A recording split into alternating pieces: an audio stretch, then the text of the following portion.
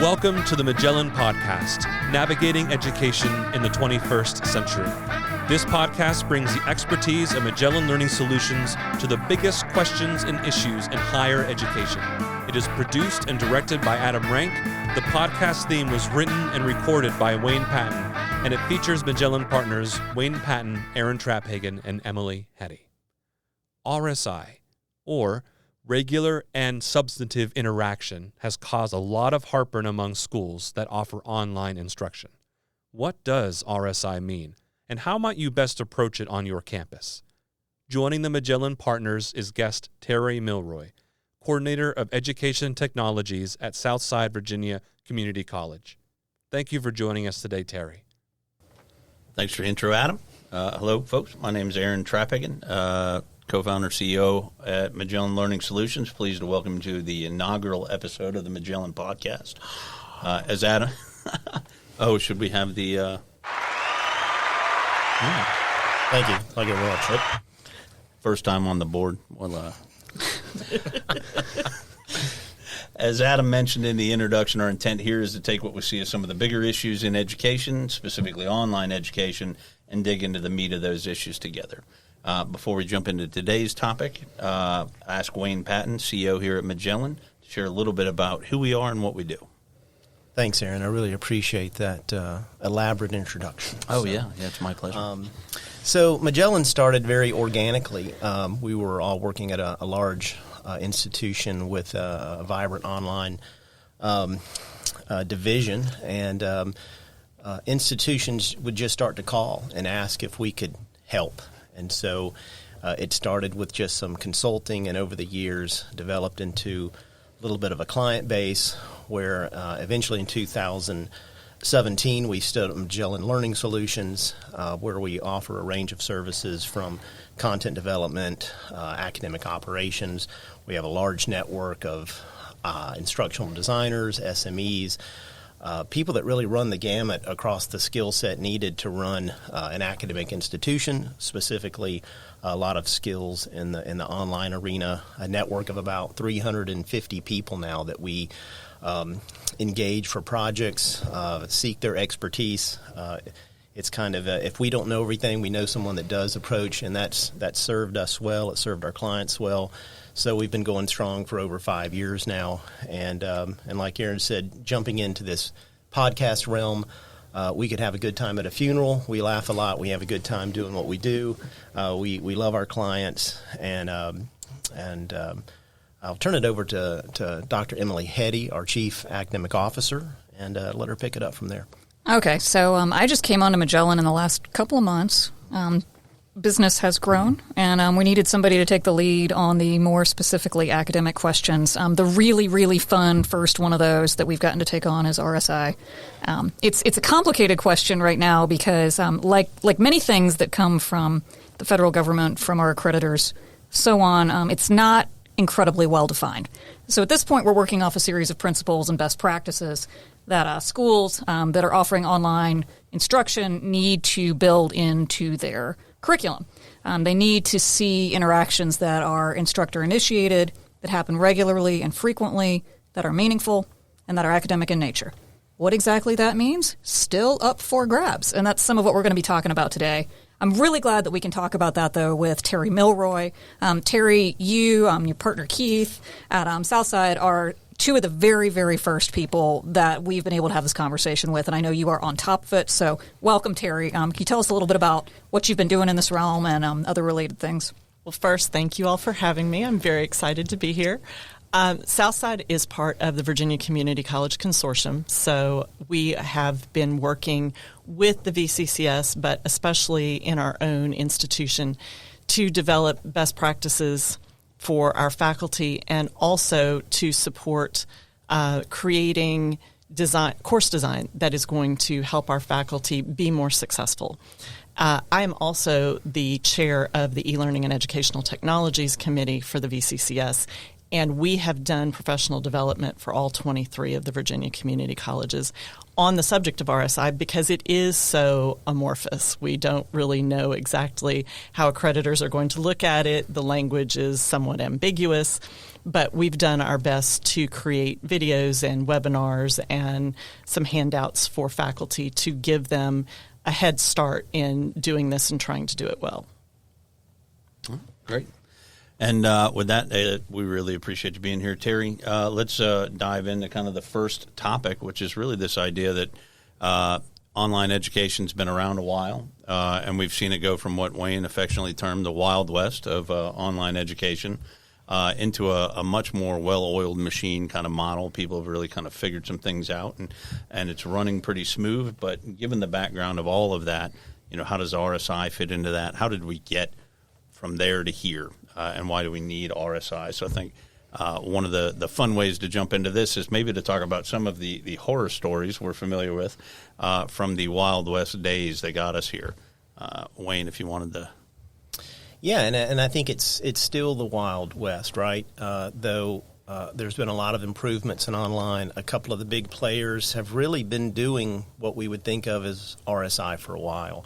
It's kind of that notion of holding, a standard of what presence in an online course looks like. What does feedback look like? What does timeliness look like? What does collaboration, group learning look like? Student to faculty interactions and vice versa. So a lot of folks have really been doing this for a while, but increasingly as every school of every size stands up in an online division or a program or two, they will often build courses. And we kind of sometimes call that the field of dreams approach. They'll build content, but maybe don't necessarily put an academic operations model in place or a marketing plan in place or an evaluation or assessment process in place. And so students will start to come into a program, but there aren't really any rules of engagement yet. And sometimes where there are rules of engagement, there's not really an assessment or evaluation of those policies and procedures. And so it does create some what we call horror stories. And a lot of that really boils down to, from what I've heard over the years, it's really about presence. It's faculty presence. It's a student will come into maybe even a well-designed online course or not so well-designed course, but there will be no presence in the sense of there's no announcements, there's no faculty profile, there's no kind of human factor there. So that's very common. And then week after week, it doesn't improve, right? So when they get into a course for the first time, there's no presence. And then it hits when assignments come due, right? So a student will submit something in week 2, and they won't get any feedback for a week or 2 or 3. Or when they do get feedback, it'll be minimal. Sometimes it will just be a grade with no feedback. We have a joke, literally a story where someone wrote on a paper, "Nice job, dog." And I think they were trying to be relevant and cool or whatever. And so they typed on the paper and submitted it through the LMS. "Nice job, dog." It's kind of the worst example we can think of. But also there's the notion of just the total lack of kind of a student support aspect as well, where faculty. I've seen cases where they would literally tell students not to contact them, and that everything is in the course that they need. Don't contact me. And I was witness to this in a program that it only had about 10 students in this particular program. And through insider information, really through the actions of one faculty member who was a very distant, non-relational, online faculty member, that program eventually was down to just 1 or 2 students. So the impact of this is great because it creates some ground rules that some institutions just don't have, and it creates the mechanism where we need to kind of assess that as well. So that's kind of a general horror stories, but I think, Terri, you've got a few as well. Yeah, so I came to Southside 16 years ago now, and my very first day, I was told that I was taking over the course for another faculty member. And that faculty member came to me and said, "I've given them permission to copy my content for you. If you're smart, you won't touch it." I said, "Why is that?" He said, "Because I have it set up so that I never have to look at it." it's all read this chapter, take this quiz, read this chapter, take this quiz, and then the final exam is also auto-graded. So all you have to do is answer email. And at that time, we had 72 business hours to respond to student email. And I looked at him and I said, and how is that teaching? Because, to me, why would you have a course where the instructor was never a part of it? That's self-teaching. That has nothing to do with it. And we do have, even today, we have some people who learned online learning when it first came out. And RSI was not something that was part of the conversation. And it's not necessarily their fault. But we know now, because of the pandemic and things that have happened before it, students need to see a person in there. They need to feel like there's a touchstone of humanity in a course, or many students can't be successful. And so that's one of the reasons that we have really pushed it at Southside and with the VCCS. And to your credit, Terri, I mean, you all have made some of the structural changes that are needed to help RSI happen. I think we've all run across situations with really good faculty members who want to do this right, but they're teaching 10 sections. Yeah. They can't really do a whole lot to engage all of those 250 students regularly and substantively because they're just too busy. That's not going to happen on your campus because you've said it's not going to happen. So kudos to you for that. Well, and I appreciate that. But there has been some structural changes. We had English composition sections that had 45 students in it. An instructor cannot grade 45 10-page composition papers in a couple of days and give good feedback. So it's been a process to figure out how we can support faculty in doing better, as well as asking them to do the things that need to be done. Yeah, and we were kind of pre-gaming this conversation a little bit, and one of the solutions has been kind of massive automation of courses. But the data indicates, as we get further into the online realm and people start to write and research in this niche, that students are hungry for more than automation. Yes. And more than just having a publisher experience of resources within a learning management system. They want connection. And probably post-COVID more than ever. And again, we're definitely still in the wild west of that piece of online learning.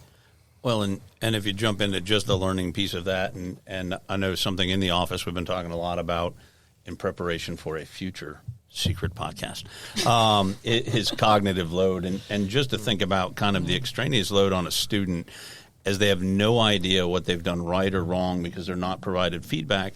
And, of course, the course builds. So then the next assignment comes that they're supposed to have had feedback so they can improve and correct and make changes. And meanwhile, then it just kind of sends them into a tailspin. So, it's not just operationally, but, I mean, the whole student learning experience is impacted as well. Well, I think what we've shown it comes from a need. Yes. There was a need for this. It wasn't just bogus legislation or bureaucracy in motion. It was clearly a need for this. And again, I think, I don't know how these came about. We'll dig into that a little more. But clearly some of these large institutions, like the Southern New Hampshires, like Grand Canyon, like a couple of the state systems, Liberty has a large online program, Phoenix back in the day, they had these systems in place. And they were stressed heavily. So, that there's a model that this does work. And then the research suggests these things do have an impact on student success, retention, learning, etc. So, okay. No, I mean, that's great. So, we've kind of talked about where we came from and what it's looked like, where we're at. But what is RSI, Emily? Yeah, that's a great question. And we're all still kind of grunting at each other and saying things like, they haven't exactly said what they mean by RSI, and that's true. I'm not sure who they is, but they have not said that. We have some principles to follow. 4 of them are more specific than the 5th, but the 4 are that there needs to be direct instruction. So what that means is you can't outsource your teaching to something like Khan Academy. You also can't just play a 20-year-old video and call that instruction in an extreme case. What that means in best practice we can talk about does mean things like that you need to offer real feedback on student work. You need to assess them in a way that's individualized to them and that will help them improve. You need to be available for question and answer, and you need to keep that very relevant to the course. You need to be instructor-led in that. So simply saying that if you want to contact me at some point in the term, if you have a question, feel free to shoot me an email. That's not RSI. That's just answering your email. RSI would be something like, I'll be here from 5 to 6, or please submit your questions and we will have a session, or I will get you feedback on those. That's different. It's something like monitoring or facilitating a group discussion, whether that's electronically or through something like Zoom or Teams. And then number 5, the vague one, is other institutionally approved means of having interactions that are regular and substantive. Now, examples that I think pretty much every campus I've researched has said are good are things like we mentioned, right? A live instruction session. You get on a video, you do this. Or maybe something like, if you're asynchronous, I teach English, so if I've had a set of papers come in and I notice 3 or 4 common errors, I send out an announcement where I explain what those errors are and how to avoid them the next time. That's good. Something like just an announcement that says, hey, everybody, hope you have a great week. I'll be out of the office on Thursday. That is not regular and substantive interaction. That's just an announcement. Other things that are good, in-time instruction, right? Things that are responsive to what you see happening in the class in whatever form that needs to take.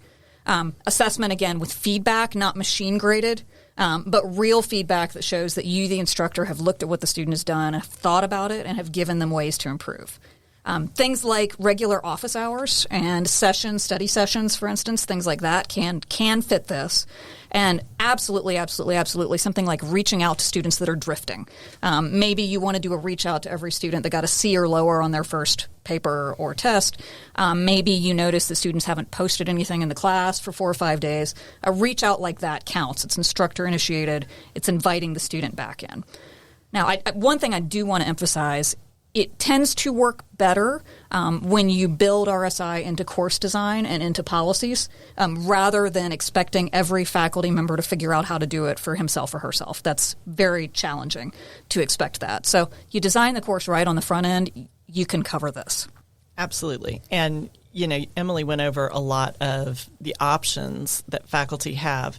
I think that the other thing that has been a little bit overwhelming for faculty who haven't gotten a clear sense of what RSI means is you don't have to do all of this every day, right? The legislation requires that 2 RSI elements be incorporated every single week of an asynchronous course. And so maybe that's an announcement that has some of that remedial instruction that Emily mentioned, and maybe it's also feedback on a paper. A lot of my faculty have been like, I can't do this for 35 students in a class. And you don't have to do all 4 of them at one time. And so giving faculty the sense of you have some control here. Where does it fit best? And it doesn't have to be the same 2 every week. If it works well with these 2 this week and 2 different ones the next week, that's okay. Right. So, of course, knowing that you've laid out your course so that, maybe large papers that require feedback are spread out, and those maybe aren't on the same weeks that you have discussion interactions due that you have to engage with, which I thought was another great point. A lot of times, Wayne talks about this a lot, is just how difficult discussion boards can be in an online class. They've not typically been, and in my own experience, they've tended to be sort of ungraded small papers. They've not represented interaction well with other students or even with the faculty member. But, using that discussion forum and actually getting in there and engaging with students where they expect you to be in there helping guide the conversations, another great way faculty can do that. And I think we've all taught online, and we've all done a discussion board where we didn't maybe lead it as strongly as we should have. And then it just ends up with 20 students saying, I agree, or I disagree. You made a good point here. Yeah, people need to be taught to engage, right? And this is one of those soft skills that that college teaches along with the content of the course. How do you talk to other humans? It's not always the easiest thing. And there's precedent for it, too, if you look at social media, if you look at, news groups, if you look at, Q&A threads on the Internet. There's vibrant discussions about I'm a hack musician and I'm always looking for tips on home recording, and I'll go to certain sites, and it's all just the typed word like a discussion board, and massive information is exchanged there about how to work this piece of software. And so it's about people were interested in the questions, in this case, home recording, and so people tuned in and asked more questions, and it fed the discussion. So to Aaron's point, if it's well designed, it can really foster, and data indicates if it's well designed, students really will engage. Well, and that's, you can get that in the course design part as part of that regular, right? Yep. So if you build it in such a way that students know and expect that interaction is going to come, they're looking for that feedback from that faculty, it creates that responsiveness. So, I mean, that's great. And there is those two words, so it's regular and substantive, right? So creating that regular nature is very easy to do if you look at it from the design perspective.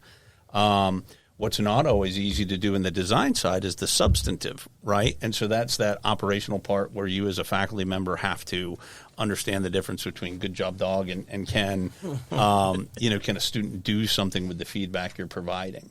And I think we had a good conversation briefly before about, who can provide substantive feedback, right? And so, Terri, you gave, a great example. We're talking about advisors and faculty and who that needs to be. Yeah, when you talk about substantive feedback, sometimes we think that an advisor giving, some information about a course is feedback. It really, faculty are the subject matter experts. They are the content creators in a lot of cases, and they are definitely the content experts. They need to be the ones who engage students and engage them with specific elements of the content. I think we've had some faculty in the past who thought that just high-level discussions about the subject generally constituted real feedback and real substantive interaction with students. But students really, they're not high-level people, especially at the lowest levels of courses. They need the nitty-gritty. They need the details. And so when faculty go in and talk very specifically about one topic of the course, that's where students get the most value. Yeah, absolutely. And so we've talked about things like that and some feedback on assignments, discussion engagement, announcements. What are some other places, that faculty could look to create? So Emily mentioned briefly, recorded videos, not necessarily representing RSI, but is there a way to create an RSI kind of experience around some of those recording pieces? Sure. I think there is. One thing that we have to watch with videos is the recycling aspect, right? Because that's not really at that point direct instruction, or at least it may not be direct instruction. It's kind of hazy there. What would be real, though, I think, is taking some time to really talk through, for instance, assignment guidelines. So you all have this paper due next week, and it's asking you to find a problem in your hometown and to do some research and to propose a solution, something like that. Maybe then you take 5 minutes and you would describe a problem in your hometown. We're sitting here in Lynchburg and traffic circles are a problem. So here's my research on traffic circles and here's a funny picture. And that is real and it's humanizing. And I love an assignment like that, especially with lower level students, because they already feel a little bit like experts if it's something that deals with their hometown. They're far more likely to engage if they already feel some confidence. And I think that you can invite the substantive interaction piece back from the students by setting up your question properly. So I think that's one way you could maybe use a video to start that. Yeah, examples are so good. We've seen that students do so much better when you give them an example of what you're actually looking for. Whether that's, doing a video, whether that's creating a example paper and saying, here's, a great introductory paragraph and how you transition into the general content of the paper, and giving them something to actually look at and mirror makes such a difference for most students. So is there a way, with some of those great examples, are there things we should definitely not consider RSI? I mean, I know there is. I'm just queuing y'all up. Well, something that you got from somewhere else would be one example. Yeah. Right. That would not be instructor initiated. Yeah, we had some faculty who took YouTube videos and posted them and said that was direct instruction, and we're like, you're not in that. But you could use them if you said, let's watch this video, and then I've got a separate amount of text that I'm providing you that says, now as you listened, they made this point, and here's why this is important to the subject that we're doing today. You can make it work, but it requires effort on your part. And Emily mentioned, recycling videos. You also don't want to recycle videos with other students in them for FERPA reasons. Right. So. Correct. Yes. Well, I think it's also a lot of those things that there is interaction with students as a faculty member that may not be RSI. So just because you're interacting with a student, I mean, a lot of those administrative functions of, just posting grades. Well, if I really want to be that technical person, it's providing some form of feedback, but it's not substantive feedback. Right. Entering grades, answering emails. I mean, just about administrative things. Hey, I'm going to be late in the course, to submit this assignment isn't a substantive interaction in regards to the academic content of the course. Yeah, and again, I mean, I think, Terri, you made this point earlier. Every element of every course doesn't have to be RSI. That's right. And there's absolutely a need to simply just post a grade in a quick fashion sometimes. I think there's a place for have a great weekend as an announcement or as an email out to the class. It's not RSI, but it's a good thing to do, right? It's humanizing. It's a good practice. So don't ban all of that, right? Just make sure you do the other stuff. That's right. Especially like the first week of class, saying, hey, remember, your first discussion is due tomorrow. If there's anything I can do to help, remember this, this, and this. Here's my cell number in case you've lost it. Yep, that makes a lot of sense. And so I'll only bring up the concept of what's not RSI, from the perspective of, I think every time there's a regulation, people jump to this is already counts. I don't need to do something. Well, you may not need to do anything else, but everything also, like you said, Emily, doesn't need to be RSI or qualified as RSI. Mm-hmm. If we're just doing good online teaching and learning, honestly, we probably don't even need to do too much work to the course we have and how we're teaching it. So doing those small things is great as individual faculty members, but then, of course, all of this happens inside of, the larger context of an institution. So how in this new realm of RSI and the requirements, now that it is a requirement, how do institutions kind of shift the culture around this? Terri, you had some thoughts here?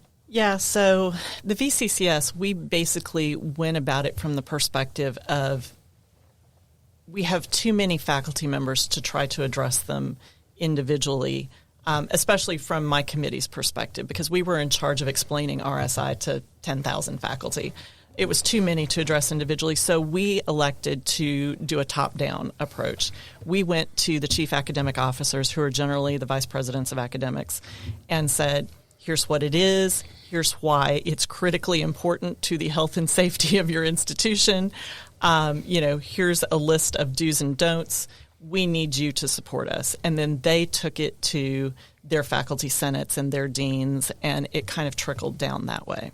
Yeah, and then I think from getting in the weeds about that, how do you really make these things happen? How do they become part of the culture and the actions of faculty and administration? And a lot of what we've done at Magellan over the years goes back to really helping establish policy and procedures that now we see as RSI. We used to call them everything from quality assurance model to kind of a customer service model, the bad word in higher education. But really the establishment, I think, of practical policies that make it clear what would establish presence, what is good feedback, what is timeliness, how to engage a discussion board. It's really establishing the standard, training to the standard, giving faculty the support they need to make it happen. And then the third piece was always kind of an assessment of that. We've established policies, make sure people are clear on the mission, and then just like so much of higher ed, there's portfolio process, there's all sorts of things where we have to be bad word evaluated, right? But typically those go well, and so that's something that we've done prior to RSI, and sometimes we did get feedback, we did get pushback on that, and often it was under the notion of academic freedom. But being timely and giving good feedback, I'd never heard in a residential setting as being part of academic freedom. It was something that was just part of being a faculty member. It's part of teaching, right? For the most part, I like to make up percentages that may be a back end of this, but no, I think it was always it seems like there was always about a third that maybe didn't get the mission on why we needed to set these standards and why we needed to assess these standards. A third of people were desperate for them in the faculty ranks and were already doing them. Another third kind of probably could have gone either way. Then sometimes there was a third that you kind of really had to, to to really convert to it. And typically, once they saw the data and the rationale of why this was not only important to students, but to them, that they now have a standard. I know what to do. I've been trained on this. I feel confident moving forward. And they typically would make the move and do a great job. I think, with a lot of us, many of us worked together at a pretty large online provider in the past. The transition from the 16-week residential semester to the maybe 8-week asynchronous online semester, it takes a while to internalize what that feels like. So I think, if you're a faculty member, you're teaching, an English class on a 16-week and you take a couple of weeks to get papers back, it's maybe not as big a deal as it is when you've got students that are on half the time schedule and who can't see you by coming by your office. You have to take some time to kind of learn what it feels like to be that online student who's out in Iowa or wherever, who doesn't know how to access you, who doesn't know you and doesn't feel comfortable just kind of knocking on your door like a residential student who might see you in the dining hall or somewhere like that. So it takes some time.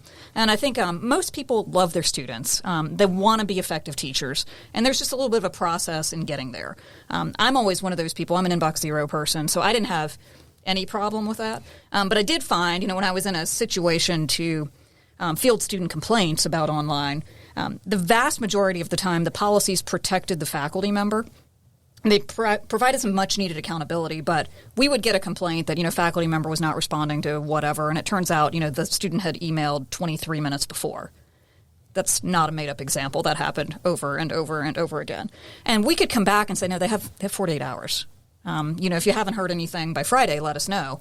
And they never came back. It really hardly ever happened. So the policies really they're the ground rules for everyone. Reasonable for the students, reasonable for the faculty. Yeah, so even when you say evaluation of those standards, it isn't like somebody sitting over them with the checklist, nope, you did bad. And often when we go to an institution and we implement these types of things, we actually use more of a term like coaching, or mentors. So it's taking somebody who's experienced and knowledgeable in this area and working with. So the goal is always, to simply help people evolve towards this and get them on board versus like just, compliance per se. Absolutely. Yeah, I think, again, once people see the impact and the data, these people are in academia for a reason. They're often data-driven and again, subject matter experts in their field, and the data is pretty clear. It's like an if-then statement. If we do these pretty simple things to make our online courses consistent and to give students a consistent experience in terms of presence, communication, and feedback, they tend to stick around, matriculate in much higher numbers when we do those things. And if you tell administration or faculty that the ball moves. Yeah. Yeah, so RSI just becomes a tool in their toolbox to help Exactly. students engage, with the material and keep them involved in the class and the content. Yeah, for me too, and I started as a faculty member, and that's still probably my first hat, and the hat I like to think of myself as wearing the most often. I started in residential classrooms, and you teach English. We sit around, we have these long discussions about literature, and it's deep, and it's just really great. When we had to pivot online with COVID, though, I hadn't realized, and I wonder for how many years of my 20 or so years of teaching, I hadn't realized this. I had about 5 students in my class of 20 that weren't talking. And I didn't realize that until we went online and I was trying to reach out to each individual student and realized I suddenly had 5 more voices that had not been in the conversation before. These were not the strongest students in the class. 3 of the 5 of them were students of color. I had created an equity issue in my class without even knowing it. I had sort of made the class revolve around the strongest students that were already comfortable, that were already doing a good job. RSI was a gift for me because it let me hear from students that I wouldn't otherwise have easily heard from, and that I think sometimes a more traditional classroom environment might silence without anybody meaning any harm. It happens. So I love that we're being asked to do this now because I think it's a way for education to do what it can really do, which is to help people have a better life by learning skills and by participating in a really vibrant, robust process of learning. Yeah, you make a really good point, Emily, because equity is something that we have seen RSI has really brought to the forefront because especially Southside serves a lot of underpopulated, underserved communities. And we have students who, were not used to advocating for themselves. And so the instructor not reaching out to them meant that their voice was completely silent because they didn't feel comfortable advocating for themselves. But also there's just the issue of students who don't know protocol of college. They're the first college student in their family, and they don't have stories of how college is supposed to be. They don't know that it's okay to act like an adult and speak up to other adults. And so what RSI has done is it's forced us all to say, okay, you all are adults and you are a part of this community. It's not me standing here talking down to you. It is all of us interacting together that creates the learning experience. And we've seen just in the last couple of semesters a huge set of minority students especially, but all students coming forward and saying, hey, I suddenly have something that I want to say about the way my course is designed, about the way my course is delivered, about the feedback that I'm getting that we would never have heard before.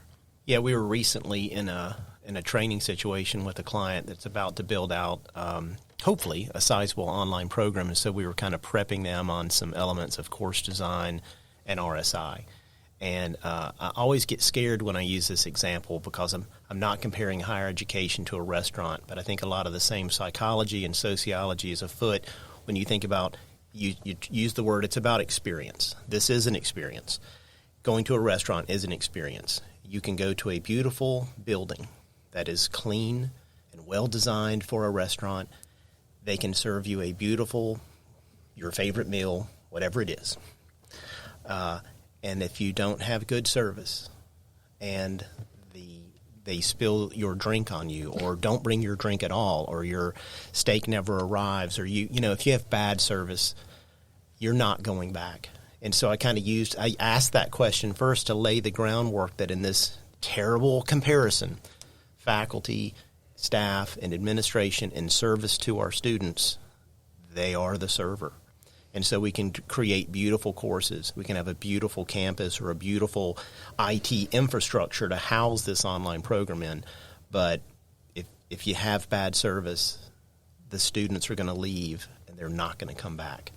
And people tend to get that example. I know it's maybe terrible to compare to a restaurant, but it is about service. No, and so in that same token, right, if your kitchen's super dirty, the health department can come in and take away your certificate, right? So just segueing over to the fact that the other big, elephant in the room is that RSI is heavily related to the institution's, financial aid abilities, right? And with students. And so having faculty who aren't on board or trying to help people understand the significance, not just from learning, but for the institution. And so what do we do? Are there other little strategies in that element? Because it is such a big, important thing to the running of the institution. Yeah, so the crux of this, and you've referenced this, Aaron, is what's happening here is that the government's trying to distinguish between correspondence learning and distance learning. And basically the difference is that distance learning is interactive. The difference in terms of money is that students who are enrolled in distance programs are eligible for Title IV funds. So if you want your Title IV funds, your Pell, your federal financial aid, whatever else, to come to your institution, you need to be interactive. How this is going to look in enforcement is still unfolding, but we do have some examples. The Office of the Inspector General levied a pretty substantial fine against a very large competency-based online provider in 2017. There have been several discussions between the OIG and regional accreditors about how they're going to define RSI and so on. So this is real. It is coming, but proper course design, little tips, little tricks. We get out ahead of this, right? I mean, for everybody's benefit, we need to keep ourselves Title IV eligible. Absolutely. And faculty need to understand, because when you say it's a federal mandate, a small school like mine, people are like, the feds don't even know who we are. But federal mandates trickle down to your regional accreditor. They trickle down to state departments of education and state organizations that review your courses. And faculty just need to understand that this is not just if the U.S. Department of Education walks in your door. It's if anyone who has any relation to accreditation comes in. So that's what still leaves this a little bit messy, right? Is that number 5 where it talks about institution or accrediting agencies. Well, many of the accrediting agencies are still trying to figure out what this means to them, right? Accurate. Yes. Yep. Yeah, and accrediting agencies, it's difficult to be an accrediting agency. I'm defending them shock. Because, you may have, for instance, in Virginia, our regional accreditor is SACS, Southern Association of Colleges and Schools Commission on Colleges. They're accrediting everything from technical trade institutes through doctoral level seminaries. So they have a set of standards that's broad enough to address all of those, which makes it very hard for them to be highly specific. That being said, I've been a SACS reviewer in the past, and I'm not speaking on behalf of SACS, but simply saying when I've been on teams, if the institution can say, we have a policy, we have a template, we have a set of templates that have been approved through proper channels, and here are some examples of how this is used, golden. That's like accreditation gold medal joy. Yep. What is not accreditation gold medal joy would be something like, well, all of our faculty do this, and we know because we gave them professional development. Okay, they need evidence. Yep. Yeah, I actually reached out to SACS myself for some other federal mandates that we may talk about one day just recently, but their response to me was very general and applies to RSI too. They said anytime we come in to review a school, we assume that the institution is completely compliant with every federal, state, and local mandate, period. Yeah. Had to get that in there. Aaron makes this noise all day long. It's his agreement thinking noise. So what will that look like? I mean, are we going to have RSI reports we're going to have to start sending up to IE offices at varying schools? Will it be collected at that level? Will it be assumed? Will it be, what do you think? Right now it's at the institutional level. So I think a lot of institutions are probably going to do that. If you just spend a little time Googling, there are lots and lots and lots of sets of institutional standards about what RSI should look like, could look like, might look like, absolutely should not look like, yep. So on and so forth. And that's usually enforced through institutional effectiveness or through whatever office is overseeing distance learning. Yeah, and schools that use Quality Matters, their new rubric that comes out next year is already going to incorporate RSI and some other elements into it because they understand how important it is. So I think your quality assurance model and your data assessment of your programs is what's going to have to document. Yes. I would not be surprised to see accreditation mandates moving forward, though. I know over the last couple of decades, but especially the last half a decade, the number of federal requirements that are being reflected in regional accreditation standards is going up fast. Mm-hmm. And there's always a bit of a collective learning process on what these look like. So everybody's going to kind of do something the first time, and it'll maybe be throwing a lot of stuff at the wall. And then eventually we'll figure out what a best practice looks like. But I wouldn't be surprised to see that. So let's set the doomsday clock, Emily. How far out is that, do you think? Pretty quick. I'm thinking a couple of years probably. I was going to say 2025. Yeah. Okay, you heard it here first. I'm not a prophet though, and if I'm wrong, don't hold me responsible. First time for everything. We'll just come back and update this segment of the thing in a few years to make sure it's accurate. There you go. All right, so some good discussion overall on the sort of down and dirty of RSI, what it looks like. But one of the big concerns, that often comes up in this space, and especially in the online higher ed space, right, is the value of a degree. And what people are paying for, is the money they're spending, worth what they're getting. And so, in the context of the larger, I went back to Boston real quick, sorry. In the context of the larger online higher ed space or higher ed overall, how does RSI play into all of this? Well, so I have a personal horror story, and this is not actually online related, but it reflects what we're talking about in terms of engagement. Both of my kids are young adults. My son is at a 4-year institution here in Virginia that shall not be named. But last year he was in a major specific course, and there were 4 tests. And the instructor posted grades after 3 or 4 weeks after each test, but never gave the test back. The students didn't know what they missed, were not given any opportunity to get remediated on what they had missed. And my son and a couple of his friends went to the instructor before the final exam and said, the final 60% of our grade. We're all failing this class. Everyone in the class is failing. Almost everyone has dropped. We're, some of 10 that are left in the class. we need to know what we missed to have some hope of passing this class by passing the final exam. And the instructor just threw their tests at them and said, you can't take them with you. Sit out in the hallway and write down whatever you want to write down. But, that's all I'm going to do for you. Exactly, right? And so they spent 10 hours in the hallway going over all of their tests, writing down every single thing that they had missed. But there was no feedback on them because he never intended to return them. So then they all went back and they spent days. They divided up the questions that they had all missed, and they spent days all researching them and sharing the answers with each other. And they all passed and did pretty well, but it was purely through peer support. It wasn't through engagement from the faculty member. And I think, especially at a community college like mine, there isn't that level of initiative in a lot of students. There's, a fear of, trying to demand something from a faculty member.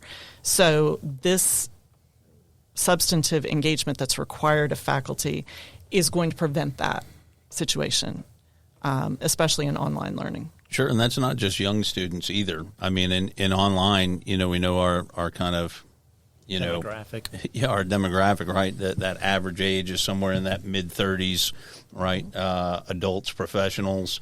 Those people are afraid to reach out too. I mean, for maybe different reasons. But everybody's got, their things that are kind of creating that situation for them. And so this doesn't just help the young students, though it does, but it helps all of us when we're in that space. And Yep. And even today we deal with, courses we've gone through and audited or been in ourselves. And it's, it's a unique environment, and having that instructor reach out and work with you and ensure learning is happening.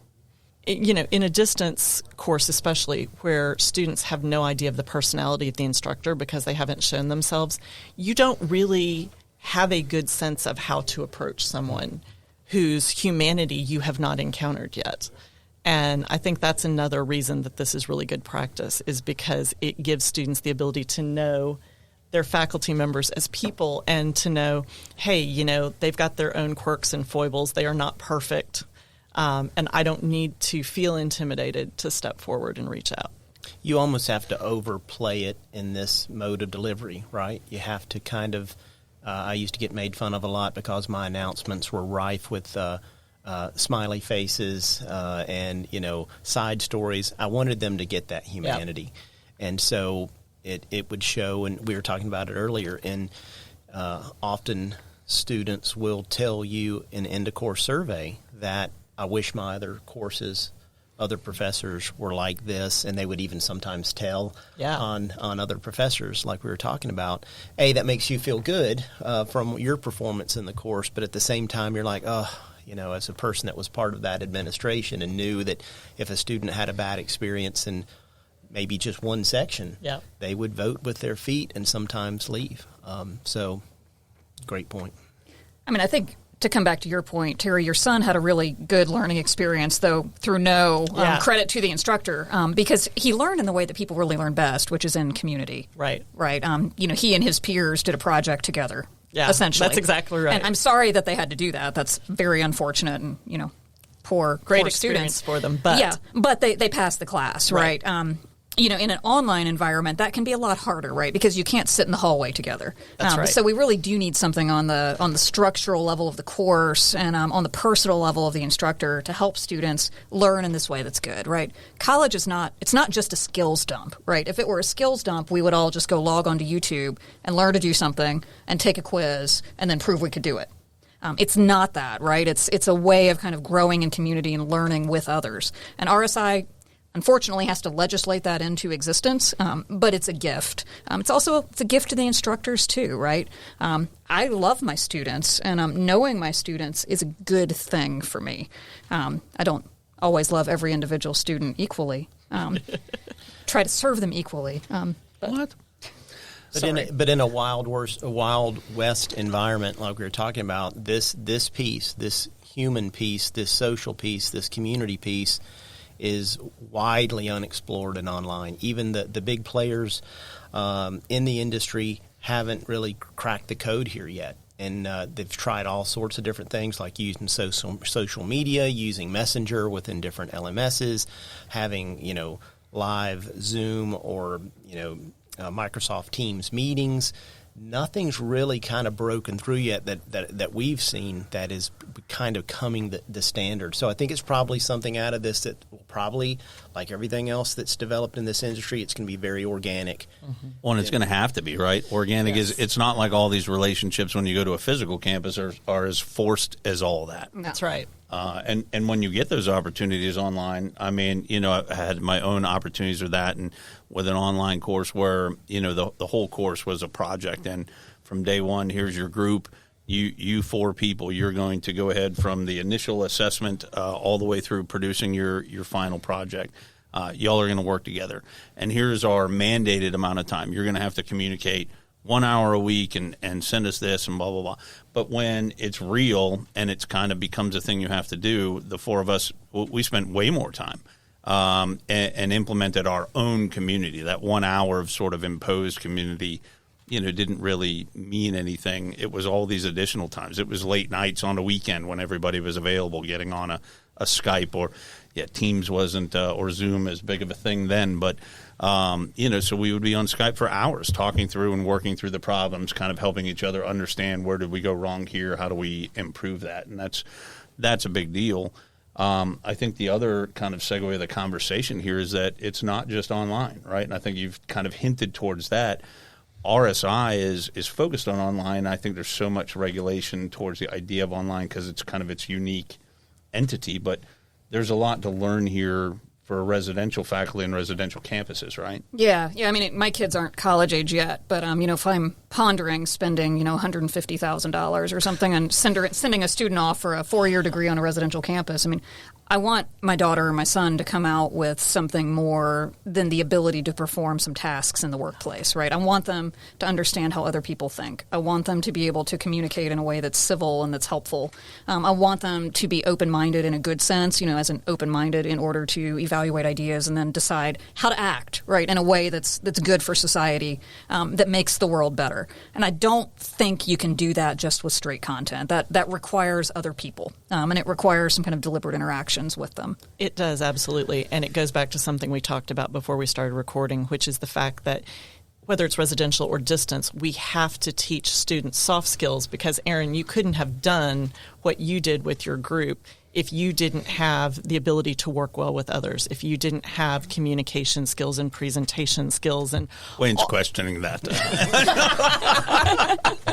We'll talk offline, Terri. Okay.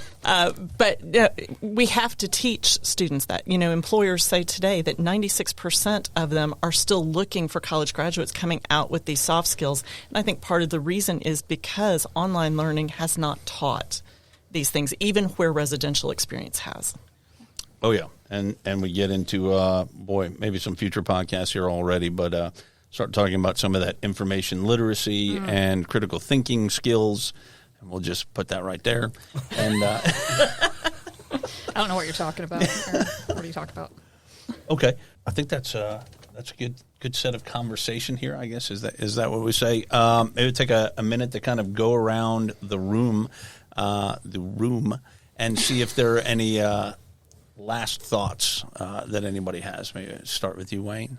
Thank you, Aaron. I really appreciate it. You're welcome, Wayne. Well, first of all, thank you, Terri.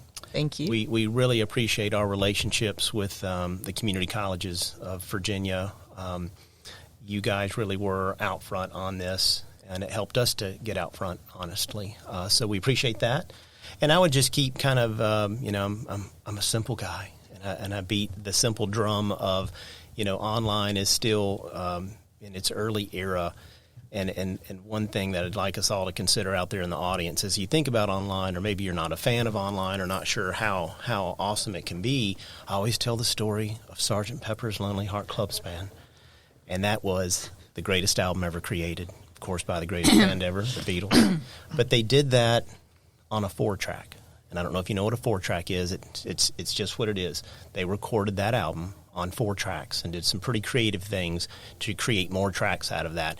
And their philosophy behind that was they told their producer, we don't want to know what, we don't want to think from a standpoint of what we can't do. We want to think of what a standpoint of what is possible.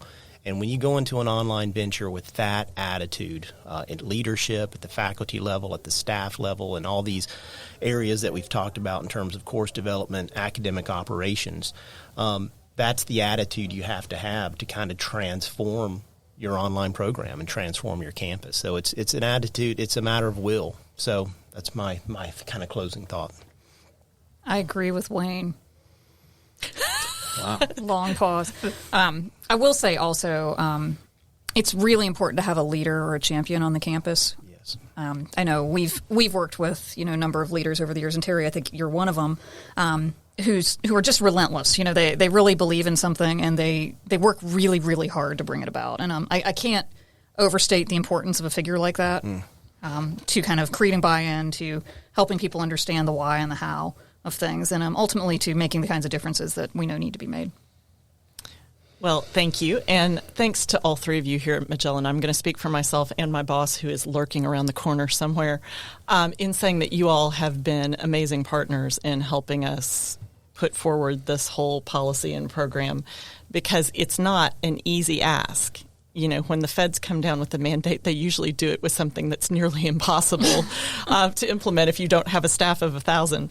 But as far as RSI is concerned, I hope that faculty will think of this not as something punitive, not as something to be an evaluative process for them, but to put themselves in the shoes of students and say, if it were your son or daughter who was sitting, on that online classroom or in that synchronous Zoom meeting, what would you want the teacher to offer them? What would you want to see for them so that they had the best experience? And understanding that all of our students learn differently, and not getting to know them means that we don't know exactly what each student needs.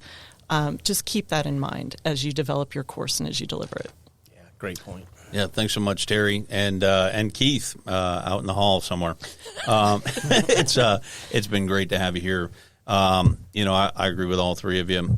To me, it's just that thing that got me through being an assessment coordinator, which is if we just focus on the student and the student learning experience and what that means and what the higher education experience is supposed to be, this transformative process, not just, as Emily pointed out, this sort of content dump, of information, but, to change lives. And, I'm a firm believer that what we do with education is what is going to dictate where we are in the future, as a country, as a global society.